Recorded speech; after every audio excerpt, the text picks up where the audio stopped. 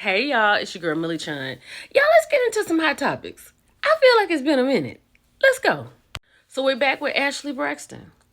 Child, her father Michael Braxton Jr. has threatened to seek legal action if she does not shut her mouth. In this particular video, she said zip her lips or he's going to start getting lawyers because he doesn't want her to use his name while she's telling her story. And she says she's done everything she could not to mention anyone. But you know who she's talking about when she says stepmother is her dad, Michael, of course. So he is feeling a certain way. But the new development, Tamar's off the table. I think we had come down to Trina. Did we think it was Gabe that this baby was talking about? Allegedly. Well, she said Tamar has offered to bring her to the United States. This baby lives in Spain. And she's going to give her a safe space to tell her story. And, you know, her father's trying to make her be quiet. But she was so emotional in this. And she was saying it will be wonderful to have family there. And she said, I could hold my aunt's hand if I start to cry. She got very emotional in telling this. But she's over there by herself. Where is Tamar going to put this girl on a platform? Is it going to be Dish Nation? Like, it can't be alive, right? We're going to find out. Then we got Trish over here on the camera. So I guess her abs are forming. She says summer bodies are made in winter. Marquez, get off of this post. But who else is on the post? Chris Fletcher, right here. What are you doing with these three flames, Chris?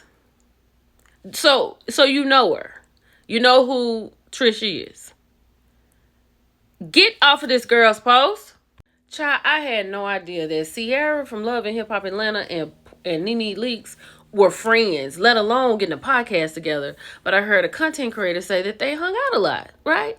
So they were on Angela Yee talking about, you know, plastic surgery and stuff. These ladies are not afraid to have that discussion.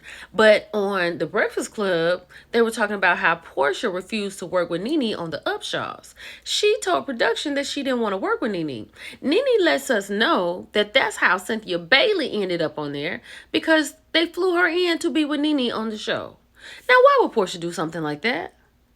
Nene said she didn't have a problem with the girls. You know, they had their little conflict on the show, but she said she don't have a real problem with them.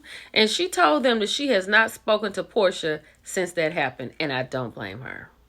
I found it. So Nene and Sierra's podcast is going to be called Me and My Homegirl. I am here for it. The only thing is I hope Nene's big personality doesn't override Sierra because Sierra is kind of quiet, you know? But I think I will tune in to see how this goes. I like both of these ladies.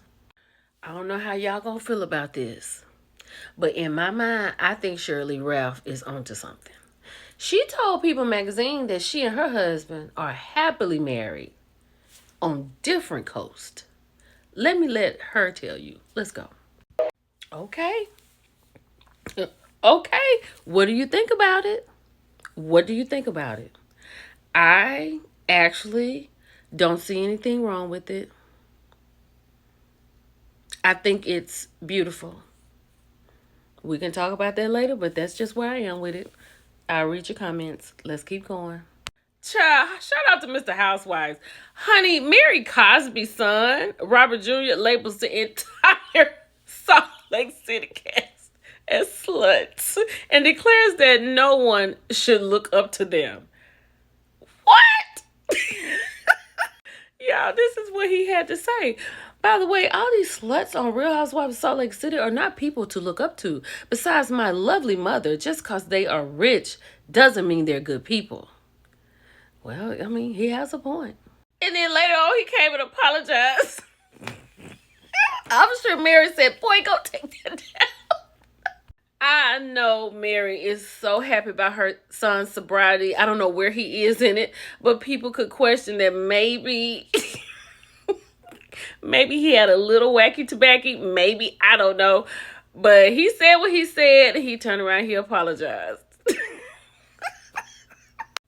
Honey, please go over to the Hollywood Unlocked and listen to Cam Run. Baby, he has laid Jim Jones all the way out to rest. Before I finish this, I want to show you how Mace was as Cameron was talking.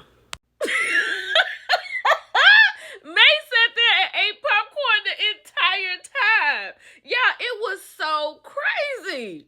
But Cameron was getting down on Jim Jones because I guess Jim Jones has opened his mouth somewhere and said that he started Dipset. And Cameron said, you absolutely did not. You were a fan, sir.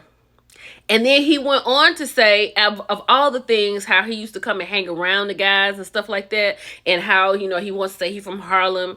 And if you're from Harlem, you don't have to announce you're from Harlem. Baby, he said Mace was the one that taught him how to rap. And then Cameron played at least 6 videos where Jim Jones said that Mace was the one that taught him how to rap. As he sat there and ate popcorn. Y'all, that was hilarious. Honey baby boo. So the Scotts 1.0 have been in the blocks. Okay. So Tisha and Marceau got themselves on the live last night on Instagram. And honey, I'm going to tell you, honestly, I posted about it. But at the core of that, they definitely was throwing shade at production, because the things that they were talking about, it sounded like they was trying to blame us, but we have nothing to do with it. But here, copy and paste Tisha is, now she has a YouTube page, and she says she's going to be posting her development for homes and everything on there. So kind of like what Sunny does, okay? Let me know if this is something you're going to check out.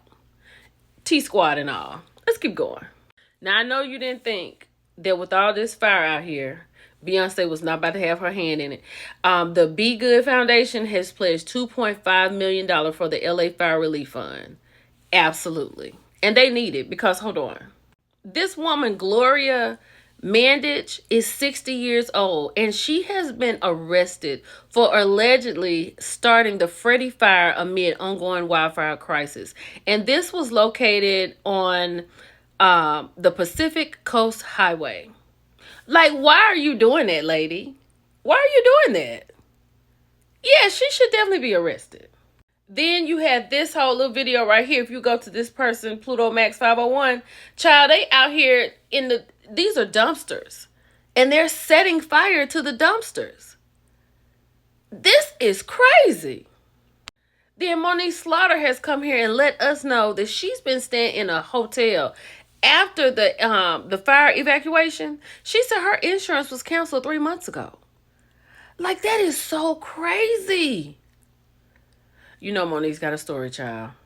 I can't remember Como's first name, but honey, he was on there trying to put all this on the governor and the mayor of California, and he's telling California Representative Maxine Waters that this is coming from her side of the aisle because they happen to be Democrats. When I tell you she laid him to rest, she said we should get the richest 1% to pay their fair share, right? And she defended the Democrats. Now, he had to pull back a little bit because once Maxine gets to going, she gets to going. But he said he should not have had to put this FEMA hotline here. So if anybody needs this number, it's 800-621-3362. If you know anybody that needs it, definitely bookmark it, screenshot it, and send it out to them, because these people need help. This is crazy. So a single mom has been charged for letting her 14-year-old babysit the siblings so the mother could work. If that had been in my day, all our mothers would have been locked up, because I know I was 11 keeping 2 kids. Tell me about your story. It's your girl, Millie Chun. I'll talk to y'all later.